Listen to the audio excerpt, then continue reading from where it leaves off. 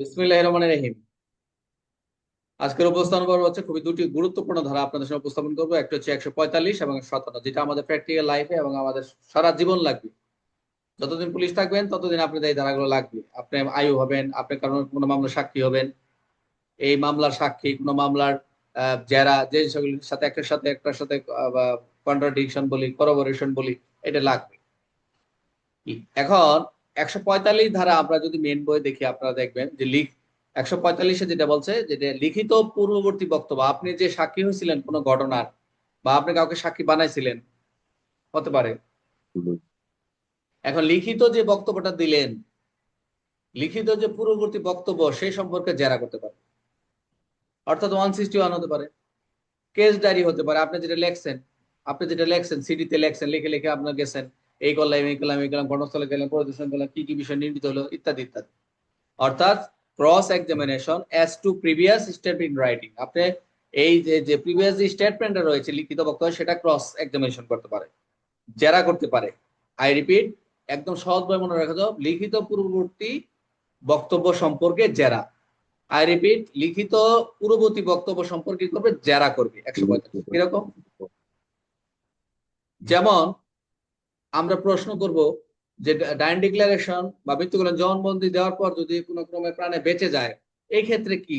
প্রাণে গেছিলে সেটা তো আর ডিক্লারেশন বলে গণ্য হবে না। ডাইন, সেটা হচ্ছে কি 1:1, 1:1। তখন এই বক্তব্য এই যে 145 হিসেবে গ্রহণযোগ্য হবে, 157 হিসেবে গ্রহণযোগ্য হবে। বুঝতে পারছেন?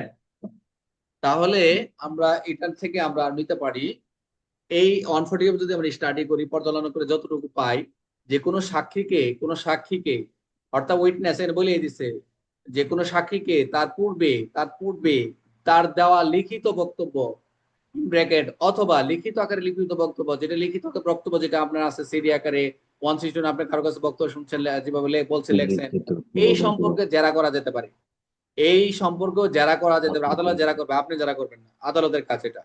যদি সেই বক্তব্য মামলার বিষয়ের সাথে প্রাসঙ্গিক হয়, অর্থাৎ যে মামলাটা যে বিষয়ের সাথে প্রাসঙ্গিক, ওই বিষয় সম্পর্কে কি হবে, যারা হবে, অন্য কোনো বিষয় সম্পর্কে যারা হবে না। যেটা মামলা আদালত চলমান, বিচার্য বিষয়ে প্রাসঙ্গিক কোন সাক্ষ্য দেওয়া সাক্ষীকে যাবে, তার যেরকম আমরা পূর্বে করেছি। দেওয়া লিখিত বক্তব্য এবং অথবা লিখিত আকার।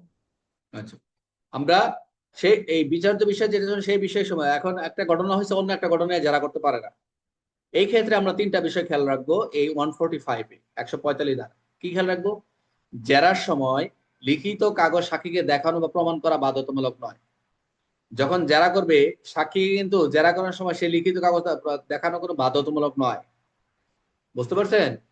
সাক্ষীকে দেখানো বাধ্যতা নয়, এটা মনে রাখবেন, প্রমাণ করা বাধ্যতা নয়। তবে তবে সেই লিখিত বক্তব্য ব্যবহার করে সাক্ষীর বর্তমান সাক্ষ্যকে বিরোধ কন্ট্রাডিক্ট করতে চাওয়া, মানে একটা বিরোধিতা করতে চাওয়া হতে পারে। তাহলে আগে তাকে লিখিত বক্তব্য যে অংশ দেওয়া বিরোধ করা হবে, তার দৃষ্টি আকর্ষণ করতে হবে।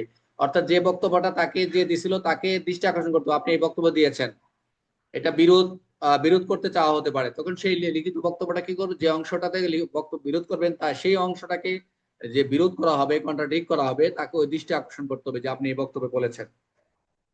তা আমরা অনেক সময় ম্যাক্সিমাম হচ্ছে বক্তব্য যেভাবে বলে সেভাবে লিখে আমরা জমা দিই। অনেক সময় সাক্ষী কুটে যায়, বলে যে এটা আমি তবে বলি না, এভাবে বলছিলাম বা আমি জানি না, তো এটা আলাদা। তবে আরেকটা জিনিস খেয়াল রাখবে এখানে, অর্থাৎ এখানে তাকে স্পষ্ট করে বলতে হবে সাক্ষীকে, আপনি আপনার পূর্বের বিবৃতি এই কথা বলেছিলেন এবং এই অংশ দেখাতে হবে। বলতে বলতে যে আপনি আপনি তো এখানে বলেছিলেন পুলিশ গেল, পুলিশ এই করছে, আপনি এই বলছিলেন, অর্থাৎ এবং সেই অংশ দেখাতে হবে। তবে এটার উদ্দেশ্যটা কি? এটার উদ্দেশ্য তো একজন সাক্ষী বিচারের সময় যাতে সাক্ষী নিজের বক্তব্যের ব্যাখ্যা বা সংশোধনের একটা সুযোগ পায়। যে বক্তব্যটা দিচ্ছে যে আমার বক্তব্যটা একদম ক্লিয়ার, বক্তব্যটা ঠিক আছে, তাহলে সংশয় সুযোগ খায়, সংশোধনের সেটা সুযোগ পাবে এটা। এই হলো ব্যাখ্যা ছিল। এখন আমরা যদি এটাকে মূল কথায় আনি, আমরা 145 কে মূল কথায় আনি 145 দ্বারা, পূর্বে তাহলে তিনটা বিষয় পাইলাম। একটা, পূর্বে লিখিত বক্তব্য নিজে জেরা করা যাবে, অর্থাৎ এই বক্তব্য নিয়ে নিয়ে নিজে জেরা করতে পারবে। নিয়ে জেরা করা যাবে। কাগজ না দেখিয়েও প্রশ্ন করা যাবে, যে আপনি কাগজ না দেখে তাকে কোশ্চেন করতে পারবেন। আপনি যখন স্কুলে সাক্ষী দিতে যাবেন, তখন আপনি তো ডকেট অথবা আপনার সিডি অথবা 1:1 আপনি তো পড়বেন, এগুলো দেখবেন বিষয়গুলো কি, কোন বক্তব্য কি বলা রয়েছে, সাক্ষীতে এই বলছে কিনা। কিন্তু বিরোধ প্রমাণ করতে চাইলে আগে নির্দেশনা, অর্থাৎ যদি আপনি কন্ট্রাডিক্ট করতে চান, 145 কে পূর্ববর্তী বক্তব্য আপনি কন্ট্রাডিক্ট করতে চান, তার লিখিত বক্তব্যে, তাকে অবশ্যই তার অংশটা দেখাতে হবে। না দেখালে আপনি যদি বলেন এটা আমি বলিনি, তখন দেখাতে হবে হ্যাঁ আপনি দেখছেন এই যে বক্তব্য। তাহলে আমরা সহজভাবে দেখলাম পূর্বে লিখিত বক্তব্য নিয়ে জেরা করা যাবে, কাগজ না দিয়ে প্রশ্ন করা যাবে, কিন্তু বিরোধ প্রমাণ করতে চাইলে সেই অংশটাকে দেখাতে হবে। উদাহরণ ধরুন, একটা উদাহরণ ধরুন, একটি ডাকাতি মামলায় সাক্ষী আদালতে বলেন একটা ডাকাতি মামলা করা হয়েছে। ডাকাতি মামলা আদালতে বললেন যে আমি ঘটনাস্থলে আসামি দেখিনি, কিন্তু তিনি তদন্তকালে পুলিশকে লিখিতভাবে বলেছিলেন, প্রথম বলে আমি ডাকার সময় কাউকে দেখিনি, পরে লিখিতভাবে পুলিশকে বললো আমি ঘটনাস্থলে আসামিকে দৌড়ে পালাতে দেখেছি। এটা একটা বিষয়।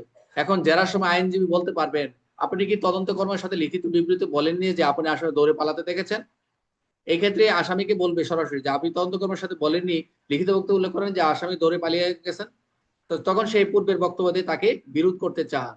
যদি বিরোধ করতে চান তাহলে কি করতে হবে, তার লিখিত বক্তব্যের নির্দিষ্ট অংশ তার সামনে তুলে ধরতে হবে যে আপনি বলেছেন আপনি কি করলেন,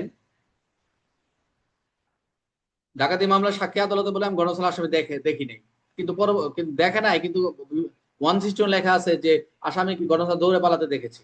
তো এইটাই যদি কন্ট্রাডিক্ট করতে চায় তাহলে সেই অংশটাকে তুলে ধরতে হবে এবং তাকে জিজ্ঞাসা করতে এটা কি আপনার দেওয়া বক্তব্য, এই যে কথাটা বললেন এটা কি আপনার দেওয়া বক্তব্য।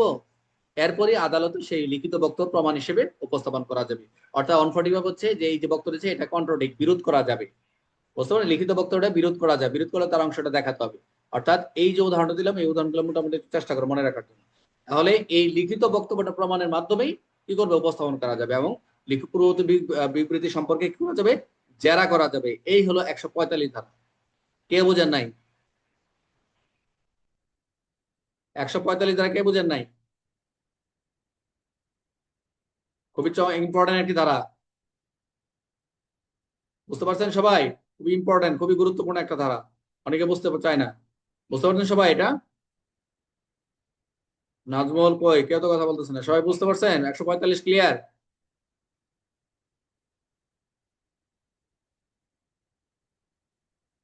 145 ক্লিয়ার হয়েছে কিনা কেউ কথা বলে না। ক্লিয়ার ঠিক স্যার। আছে স্যার। স্যার ঠিক আছে স্যার, বোঝা গেছে।